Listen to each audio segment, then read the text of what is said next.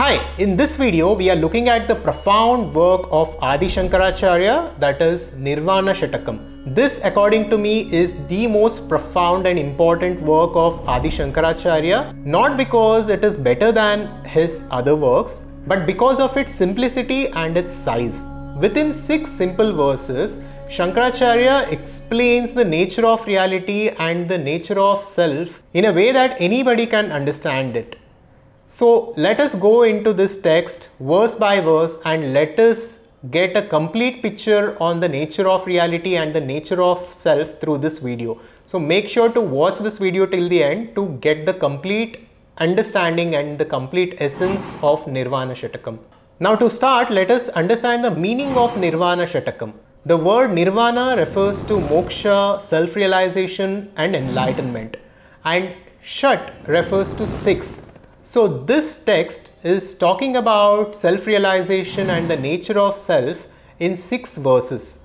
Nirvana also refers to formless, and this text talks about the formless nature of the self in 6 verses. So now let's look at each verse one after the other to understand the meaning and essence of it. But before we start, I need to make it clear that this video and this channel is not about the pronunciations and the mantras and the intricacies that go into each of these verses. I'm not an expert in Sanskrit, so this channel is not about that. But what we are trying to do here is to decode the hidden meaning and the essential teachings of these texts in order to get a sense of what these teachers were trying to explain to us.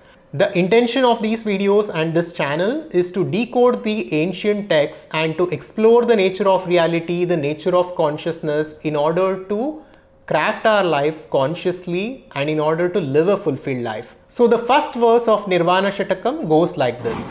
Mano Buddhi Ahankara Chittani Naham na Chashrotra Jihve na Chagrana Netre na Chavyoma Bhumir na Tejo na Vayu Chidananda Rupa Shivoham Shivoham. Now let's look at the first part of it, which is Mano Buddhi Ahankara Chittani Naham. So here Shankaracharya is describing the mind. So most of us identify ourselves with our minds. If you ask me who I am, I would refer to my mind or my personality and I would say I am Sujan. So Sujan is the name that I have given to my personality, and our personality comes from our mind, and our mind is called as the inner instrument or Ahankara in Sanskrit, and this inner instrument has 4 parts to it. It has 4 aspects to it, and these 4 aspects are Manas, Buddhi, Ahankara and Chitta. Manas is the memory that we have gathered. Buddhi is the intellect. It is the intelligence through which we make different decisions. And Ahankara is ego or identity. It is an instrument through which we identify with different objects and we identify ourselves with this body. And then there is Chitta, which is reflected consciousness. It is filtered consciousness is referred to as Chitta. So these 4 are the aspects of our mind.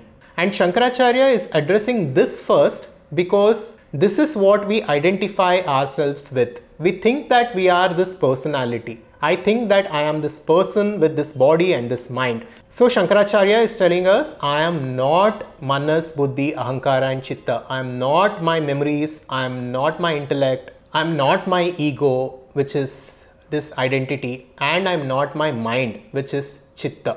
In the next part, he is saying, Na chashrotra jihve na chagrana netre. Here he is describing the organs of sense perceptions. He is saying that I am not the organs of hearing, smelling, seeing and tasting.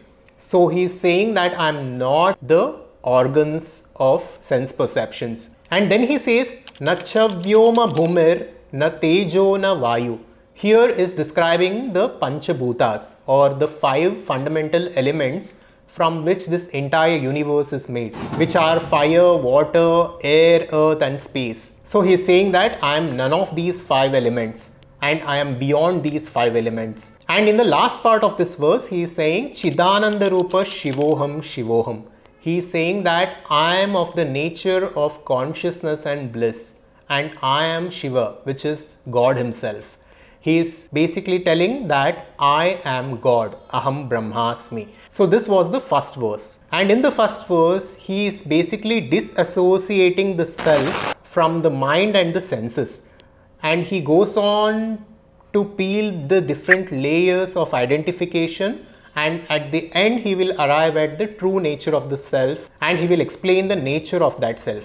Now let's look at the second verse. The second verse says, Nacha prana samyo na vaipancha vayu na vasapta dhatur na vapancha kosha na vakpani padam na chopastapayu Chidananda Rupa Shivoham Shivoham. Here he is saying that I am not the prana, the vital energy within the body which is responsible for keeping this body alive. And he is also saying I am not the Pancha Vayus, which are the 5 airs which keeps this body functioning. There are 5 different types or aspects of air within our system, and they each have a different function. One takes care of breathing, one takes care of excretion, and so on. And he is saying that I am none of these things. Then he says, Na va sapta dhatur, na va pancha kosha. The sapta dhatus are the 7 ingredients or the 7 building blocks of the body. These are your bone marrow, your blood, your genital fluids, your tissues, and so on. And he is saying that I am none of these things, and I am also not the Pancha Koshas. So Vedanta talks about the Pancha Koshas, which are the 5 sheaths that each of us have. The first sheath is the Annamaya Kosha, which is this physical body that we can see. Second is the Pranamaya Kosha, in which the chakras are associated with, and this is the energy body that we have. And then comes the Manomaya Kosha, which is the mind in which thoughts and feelings, emotions happen. And then there is the Vijnanamaya Kosha, which is the intellectual sheath through which we discriminate one object from another. So this is the function of the intellect. And then there is something called as the Anandamaya Kosha, which is the bliss sheath, which is our most subtle sheath. And Shankaracharya is basically telling that I am none of these 5 sheaths. And then he says, Na vakpani padam na chopastapayu chidananda rupa shivoham shivoham. He is saying that I am not my organs of action, which is my mouth, hands, feet, and so on. And at the end, he again says that I am the form of pure consciousness and bliss, and I am God himself. And coming to the next verse, the third verse, here he says, Na me dvesha rago, na me lobha mohau, madonaiva menaiva matsarya bhava, na dharmo na charto, na kamo na moksha, chidananda rupa shivoham shivoham. The first part of this verse, Na me dvesha ragav, na me lobha mohau, basically says that I am not these feelings of hatred, greed, and also there is no jealousy, pride, and delusion in me. And the next part of the verse, Na dharmo na charto, na kamo na moksha, chidananda rupa shivoham shivoham, says that I am not the purusharthas, which are dharma, artha, kama, moksha. These are the 4 things to attain which all of us strive for. One is dharma, which is duty or morality. So each of us have a duty and morality when it comes to our profession, when it comes to our relationships. As a husband, we have a duty. As a son, we have a duty. So all of this comes under dharma, and artha refers to wealth. So we all strive to create wealth and abundance in our lives. This is artha. And then comes kama, which refers to lust, and moksha. Moksha refers to liberation or self-realization. So Shankaracharya is telling us that I am neither of these 4 attainments. So in the first verse, he talked about the mind and senses. In the second verse, he talked about the body. And in the third verse, is talking about the emotions and attainments. He is telling us that I am not even moksha, which is liberation. Because that which is me, that which is truly me, which is that pure consciousness, is beyond liberation. Liberation is something which is required by the mind, not by the pure consciousness. Since I am that pure consciousness, and since I am not this body-mind unit, I neither need liberation, because my true nature is already liberated. This is what Shankaracharya is telling us. And at the end, he again says, Chidananda Rupa Shivoham Shivoham. Now coming to the 4th verse, Here he says, na punyam na papam, na saukyam na dukkham, na mantro na tirtha, na veda na yagna. Aham bhojanam naiva bhojyam na bhokta, chidananda rupa shivoham shivoham. Here he is talking about the experiences. He is saying that I am beyond my experiences. Na punyam na papam refers to our karma. We all carry karmic memory within us. Punya refers to the positive karmic memory which is associated with our subtle bodies, and papa refers to the residual impressions of the negative actions from our past. And he's telling that I am none of these. And it also says that I am beyond pleasure and pain. And then he goes on to say, I don't need any mantras or scriptures or pilgrimage or rituals, because my true self is already pure. And then Aham bhojanam naiva bhojyam na bhokta chidananda rupa shivoham shivoham translates to I am neither the experiencer nor the experienced, and nor the experience itself. So whatever we do, there are always three things: the object of experience, the subject of experience, and the experience itself. Now you are listening to this video. I am the object of your experience, you are the subject of the experience, and what you are watching or what you are seeing is the experience itself. Shankaracharya is basically telling us that I am neither of these things. I am neither the experiencer nor the experienced, and neither the experience itself. And he goes on to say, Chidananda Rupa Shivoham Shivoham. I am the nature of pure consciousness and bliss, and I am God himself. The fifth verse goes like this.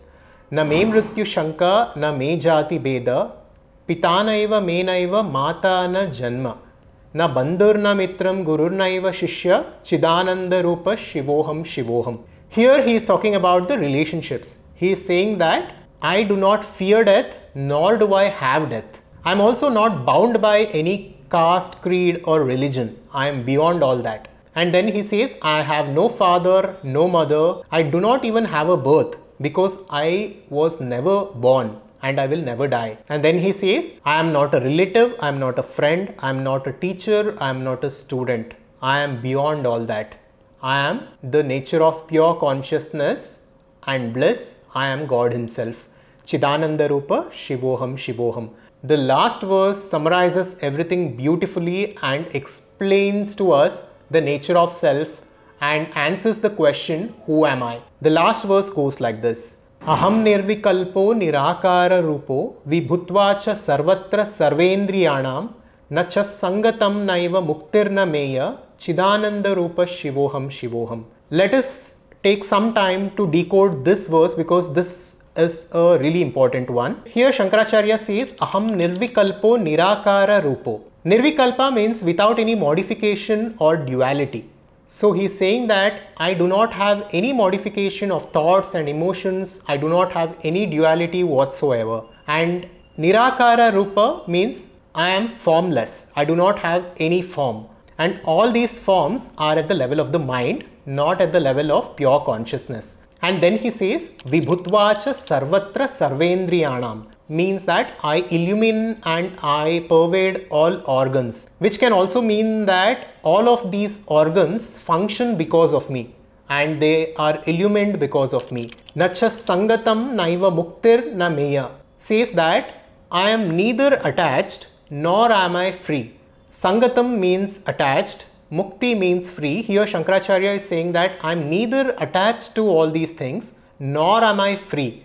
Now here is a contradiction, right? Till now he was always saying I am not my body, I am not my mind, I am not these organs, not these emotions, I am not these relationships. He is saying I am none of these things. But at the end he is saying I am neither attached nor am I free from all this. What does it mean? This is a very important question, because there are two steps for self-realization in Vedanta. Step 1 is what we went through till now, which is basically disidentifying our true self from all these external objects and physical body and mind and everything else that we did so far. But then what we need to realize is that if there is only one true existence and God only exists and pure consciousness only exists, then these organs and external objects are also a projection in that consciousness. And all these organs and objects and relationships are also me, but I am not them. So this is very tricky to understand, but here lies the key to understand the nature of reality. You are neither your body nor your mind, but that doesn't mean that your body and mind are something separate from you. You are pure consciousness, and within you these body and mind exist. So since they exist within you, they are you. So nachas sangatam naiva muktir na meya refers to I am not attached, neither am I free, nor am I limited. So Shankaracharya is basically describing the nature of consciousness. What consciousness is can be understood by understanding this verse. And then he says, Chidananda Rupa Shivoham Shivoham. I am the form of pure consciousness and bliss, and I am God himself. So I think by now you understand how profound this text is and how in simple language Shankaracharya is telling us who we truly are and how he is pointing us towards the nature of reality. So to summarize everything, what Advaita Vedanta tells us is that this world that we perceive is an illusion. The separation that we perceive and the duality that we see in this world is an illusion. The truth of this existence is simple. There is God and there is no one else. And that God is consciousness. Consciousness is what Advaita Vedanta calls as God. And this consciousness is in which all of these things are happening. And this pure consciousness has assumed the individual identity as you and me and has come into this world and is using this body and mind to experience itself. But once we realize ourselves as pure consciousness, and once we break away from our identification from our body and our mind, we realize the nature of reality for what it is.